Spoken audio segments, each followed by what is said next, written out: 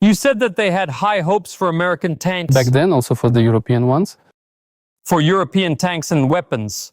How did those Western weapons perform, not just during the Ukrainian counteroffensive, but throughout this conflict? Well, overall, tanks are probably more or less the same, but in terms of convenience, they might be a bit better. I'm not a tank driver, I don't know. But overall, they use them the same way we do. The role of the tank has somewhat receded. It's been given a back seat. So those who said that the era of tanks was over, well, they're probably right. They're no longer such formidable attack machines. More like mobile artillery now, right? The only ones that probably turned out to be good were the Leopard 2s because they were delivered with night sights, with night fire control systems. By the way, the Americans sent the first models of Abrams for some reason.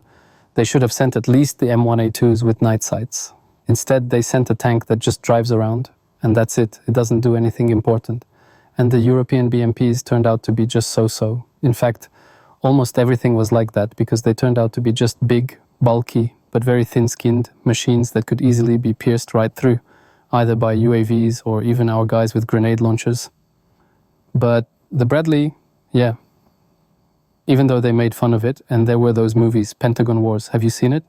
No, I haven't seen it. It's about how money was siphoned off during its development, but the Bradley turned out to be a formidable fighting machine, really very convenient, powerful, which can come under artillery fire, anti-tank weapons, drop off infantry, and then leave and still cover them. It's a great machine, really, even though it's bulky and visible from far away, but it's tough to bomb. But you said you stood inside a Bradley that was pretty well bombed. Well, they tried. But any good machine, no matter how good, is useless if it's operated by an idiot. So did the Ukrainians operate Western technology well, or did they use it like idiots? I'd say it's 50-50. It depends on who shows up. For example, take the paratroopers from the 95th Air Assault Brigade.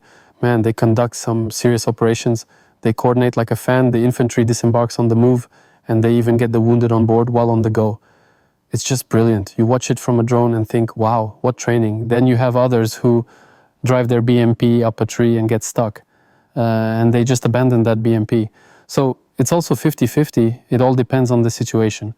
But those guys who were apparently very well trained in the West, when they went to England, Poland, and other places for training, they really got some good preparation. So regarding those Western mercenaries, have you encountered them in the special military ops zone? I ran into a Pole once, specifically a Pole, and we encountered some Cubans. They're not Western, they were Colombians. Colombians. Indeed, Colombians. I almost mistook them for Cubans, our brothers. They were Colombians. Colombians are quite dangerous guys. Dangerous? Well, they are battle-hardened since they're always in combat in their neck of the woods, so they shoot well. So, yes, these mercenaries turned out to be dangerous. And what role do they play? Because the buildings... Assault troops. Assault troops? Yes, assault troops. And the funniest thing is, sometimes they, how should I put it, these Colombians serve as human shields for cover. There have been cases when we arrive at positions and 2 Colombians lying dead there with gunshot wounds to their heads. No way. How did that happen? We didn't shoot? No one did. So I think these conjectures are likely true. Perhaps they were shot by their own Ukrainian comrades to ensure a calm retreat. But the Pole turned out to be a decent guy, a fighter. He held out for a long time. We thought an entire squad was holding the position. He was running around the positions, holding out alone near Mariinka. There was one unfortunate incident. We encountered people we couldn't identify. They definitely weren't Ukrainians because they were speaking in English. We fell into their ambush and lost 4 men.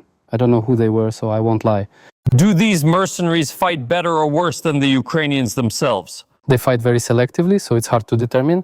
They engage in targeted operations when they know they will win, when they have support from all sides, and only then do they carry out operations. They themselves would never go in all likelihood. That's what they say. I just keep my ears open for English. I know a little. I follow a bit of everything. They admit themselves that they don't go where it's 100% dangerous. So probably it's hard to say if they're better, they're not better. With good conditions, it's very easy to win. And I'm just a little surprised because I actively use X, and there are a lot of different Western mercenaries there. I see they essentially spend the whole day on Twitter, stirring up internet drama. They've even argued with me a few times, threatening to kill me. They're constantly dumping on Trump now, and it raises the question, guys, when are you actually fighting if you're sitting on Twitter all day just chatting away? They fight online. That's their front. I don't know. There was a time when I remember I spent 4 whole days online arguing with Ukrainians too. There was nothing to do, just sitting in a bunker.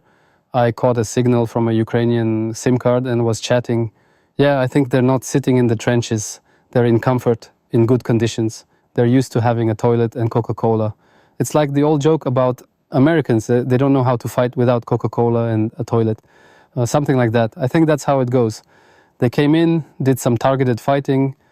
Perhaps it worked out, or maybe not. Then they went deep into the rear and rested, like special forces, professionals, whatever they're called. So it's natural. Why should they risk too much? They came for the money, for the glory, to go back home and say, I fought the Russians. How cool is that?